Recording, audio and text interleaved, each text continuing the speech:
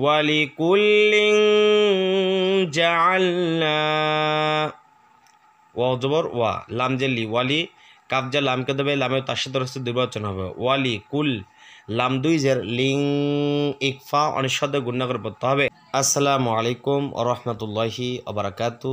আমরা সূরা নিসার 32 নং আয়াত পর্যন্ত সহিহ শুদ্ধ ব্যবহার করে শিখেছি। এবার আমরা 33 নং আয়াত সহিহ শুদ্ধ ব্যবহার করে শিখব ইনশাআল্লাহ।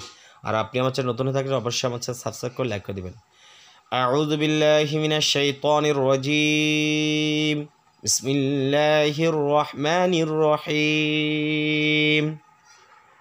ওয়ালিকুল্লিন জাআলনা ওয়া জবর ওয়া লাম জেলি ওয়ালি কাফ জা লামকে দেবে লামে তার সাথে রসে দুর্বচন হবে ওয়ালি কুল লাম দুই জের লিং ইকফা অনিঃশব্দ গুণনা করে পড়তে হবে। দেখেন তানবিন রয়েছে দুই জবর দুই জের দুই পেশকে তানবিন বলা হয়। যদি তানবিনের পর জিম থাকে তার সেক্ষেত্রে তানবিনটাকে অনিঃশব্দ গুণনা করবো। আর মানে সহজ করে বললে যদি তানবিনের পরে হামজা হা আইন হা ওয়াইন খ এই 6 হরফের কোনোটা হরফ দেখা যায় অথবা পাওয়া যায় সেক্ষেত্রে আমরা তানবিনটাকে গুণনা ছাড়া পড়বো। আর না থাকলে গুণনা করবো। যেহেতু এখানে নাই তাহলে গুণনা করবো অনিঃশব্দে বলবো ওয়ালিকুল্লিন। এটা নামে ইকফা।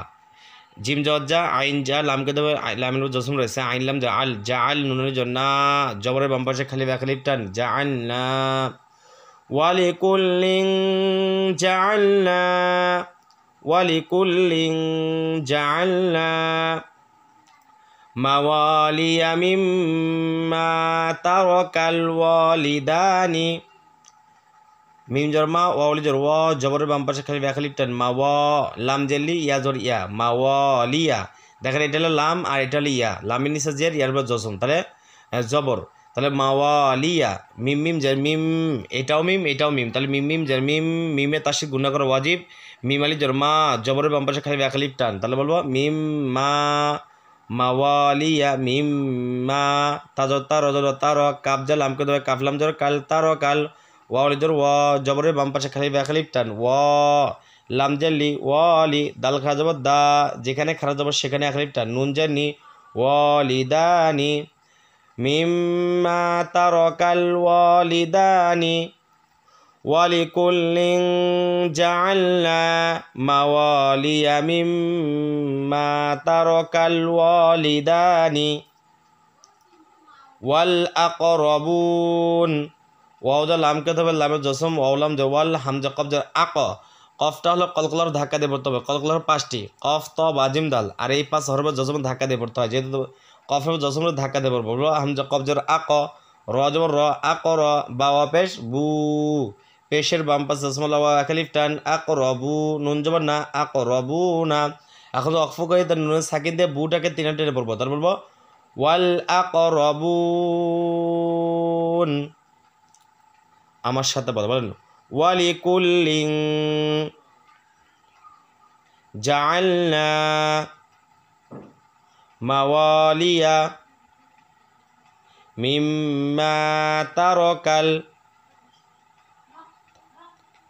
ওয়ালিদানি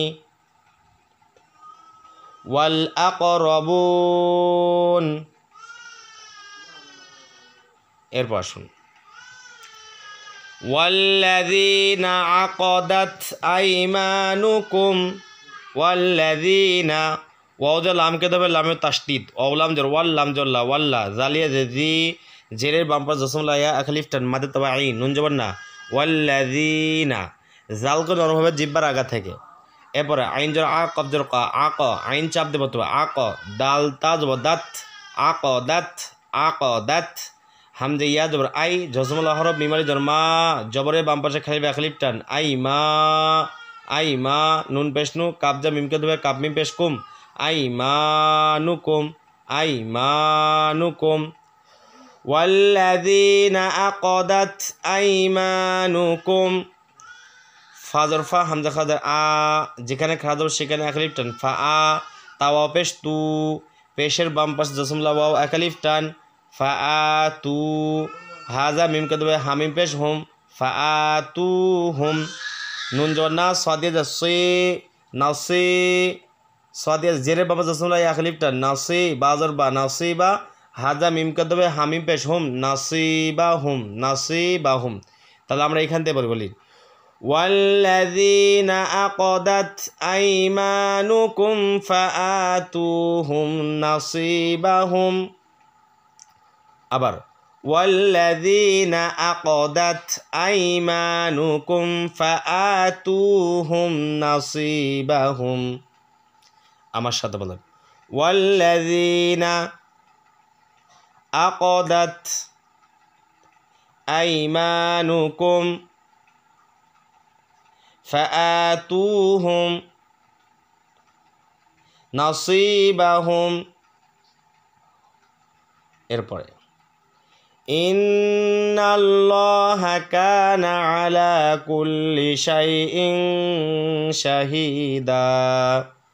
হামজা নুন যায় ইন, নুনে তাসি গুণা করা ওয়াজিব, নুন লাম জনাল, ইন নাল লাম খাজ ল, আল্লাহ শব্দটাকে জবর থাকার কারণে আল্লাহ শব্দ লামটাকে মোটা করে পড়তে হবে, বলতে হবে ল হা জবর হা, ইন্নাল্লাহা। কাফালে জবর কা, জবরের বাম পাশে খালি ব্যাকলিপ টান, নুন জবর না, কানা, ইন্নাল্লাহা কানা। আইন জবর আয়, লামিয়া খারাজল লা, যেখানে খারাজ সেখানে একলিপ টানা, আয়লা কাপ লাম পেশ কুল, লামের উপর তাসিদ 2 বচন হবে, লাম জেল্লি কুল্লি, আয়লা কুল্লি, শিনিয়া জবর শাই, হামজা 2 জের ইং, ইকফা। এই যে তানমিনের পরে শিন রয়েছে, শিনটা ইকফারও গুণা করে পড়তে হবে। তানমিনের পরে হামজা হা আইন হা ওয়াইন খ ছয় হবে, কোনো হরফ থাকলে গুণা ছাড়া পড়তে হবে, আর না থাকলে গুণা করবো।